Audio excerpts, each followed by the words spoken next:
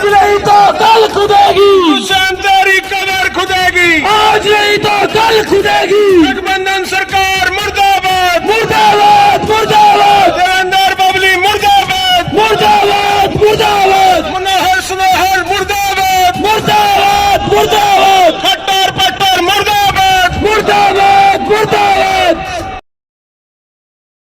मसला ये है जो हमारे 29 अधिकार थे वो हरियाणा सरकार ने छीन लिए, इसलिए हम यहाँ इकट्ठे हुए हैं। सरकार हमारी सुन नहीं रही।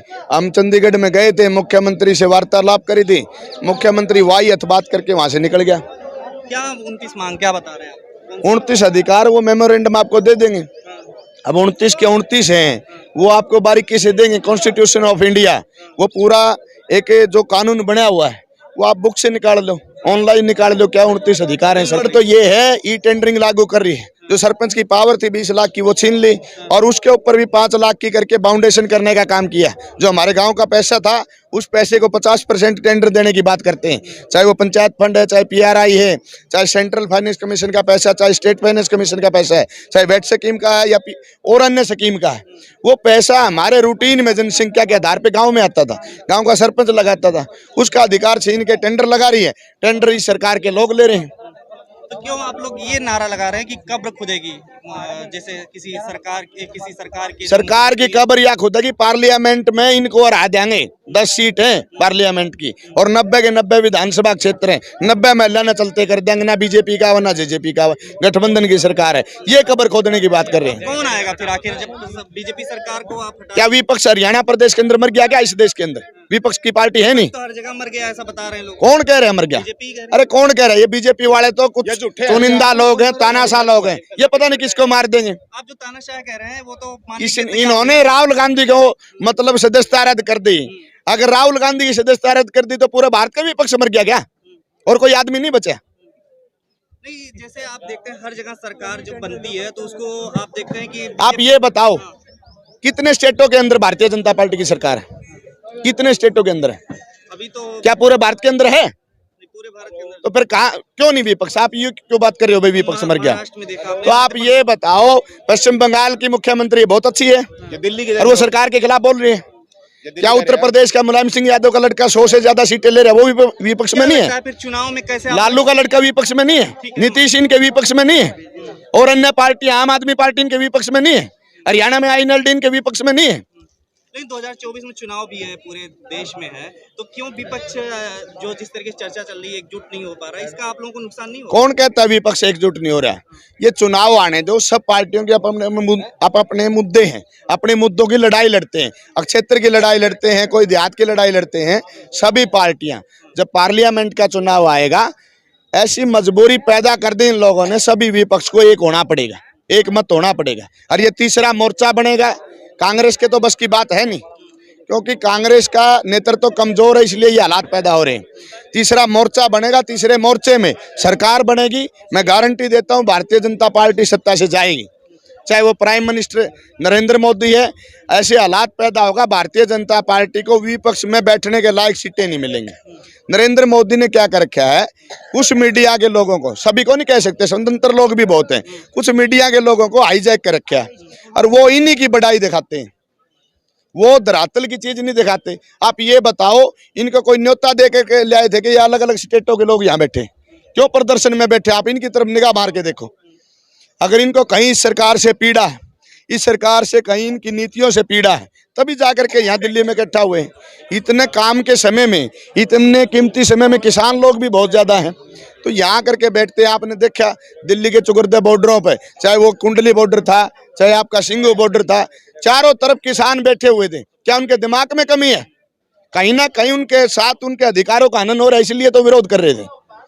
मोदी हटाओ के पोस्टर लगने पे गिरफ्तारी हो जाती है। आप लोग इतने बड़े बड़े नारे लगा रहे हैं, जो इस पर गिरफ्तारी होता है कि डर नहीं रहता आप लोगों को? गिरफ्तार ये तानाशाह लोग हैं, इनकी चले तो ये हमारे को गिरफ्तारी नहीं है, मर्डर भी करा देंगे, गोली भी ठकवा देंगे।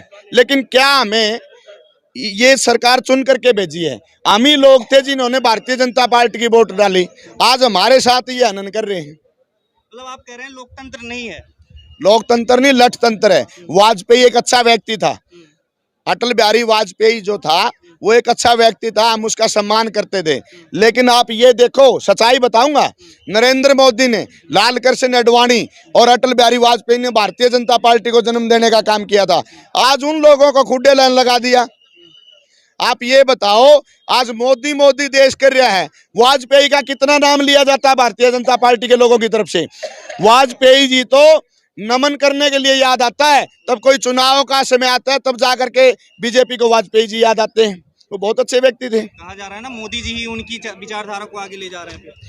मोदी जी नहीं, मैं योगी की बड़ाई करता हूँ।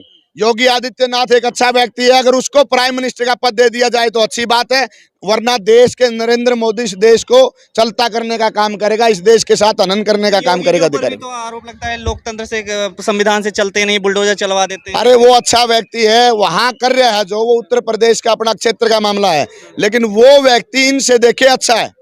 लेकिन ये अगर इनका बस चले तो उसको भी मुख्यमंत्री नहीं रहने दे। वो तो अपने दम पे रह रहे हैं, अपने दम पे बना हुआ है, उसका अपना संगठन मजबूत है।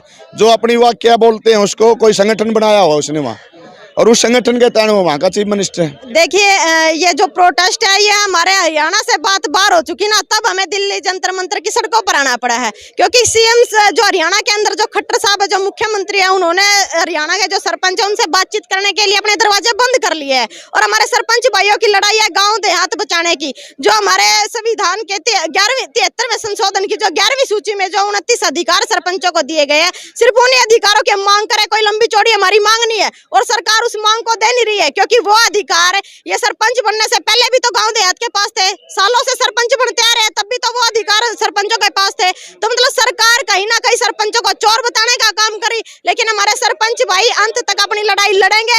और हम मोदी साहब से भी आज यही कहना चाह रहे जंतर मंतर पर आकर के कि हरियाणा के अंदर जो लोकतंत्र को लठतंत्र बनाया जा रहा है, सरपंच भाई यदि अपनी आवाज उठा रहे, 4 दिन तक पंचकुला के अंदर हमारा प्रोटेस्ट चला, तो सरपंचों की टांग और सिर फोड़ने का काम इस सरकार ने किया। लेकिन हम खट्टर साहब को भी कह रहे हैं और केंद्र सरकार को भी कह रहे हैं कि आने वाले टाइम में यदि देश के प्रदेश के यही हालात रहे तो आपको जवाब और संभालना मुश्किल हो जाएगा। जवाब हम 2024 के अंदर देंगे आने वाली चीजों। जन आंदोलन की बात कर रहे हैं, किस तरीके की जन आंदोलन? देखिए, जन आंदोलन तो हो चुका है, क्योंकि आंगनबाड़ी वाली बहनें हैं वो प्रोटेस्ट करी, उन पर लाठियां बांधी जाती हैं। ओपीएस वाले हमारे भाई जो प्रोटेस्ट कर रहे हैं, इन जैसी बहनें भी ओपीएस में शामिल हैं, जो आज ये सरकार की चला, इनकी जिम्मेदारी है सरकार के साथ खड़े होने की। लेकिन हम कहना चाह रहे हैं कि आने वाले टाइम में नंबर सबका आना है। यदि अब इकट्ठे होकर के लड़ाई लड़ लेंगे तो लोकतंत्र और ये देश बच जाएगा। लेकिन एक एक करके सबका नंबर आना है और सभी को इस चीज का खामियाजा भी भुगतना पड़ेगा। जी, क्या कहेंगे, जो ये मामला है पूरा, आप लोग सरपंच का मामला बता रहे हैं, लेकिन ये आप लोग फिर 24 पे ले जाते हैं बात। 2024 में ऐसा बीजेपी से आप लोगों को क्यों डर लग रहा है? देखिए, हमें बीजेपी से कोई डर नहीं लग रहा। यदि डर लग रहा होता तो अपने घर बैठते। यहाँ हम लड़ते लोग हैं और लड़ते लोगों की हमेशा जीत होती है। हम लड़ते हुए कभी मर जाए, लेकिन चुप और घर बैठ के अपनी शांति से नहीं बैठेंगे। जब तक ये सरकार अन्याय करेगी, किसी भी वर्ग के साथ अन्याय करेगी, हम लड़ेंगे और जीतेंगे। और ऐसी सरकारों ने, हम कहना चाह रहे हैं कि जिस सरकार ने जनता के ऊपर अत्याचार किया है, जनता के ऊपर लठ बरसाए हैं, तो उन्होंने कभी गद्दी का मुंह नहीं देखा। इस सरकार को ध्यान में रखनी चाहिए। ये बात हमारा इतिहास उठा करके देखे पीछे वाला। बीजेपी नहीं तो फिर कौन 2024?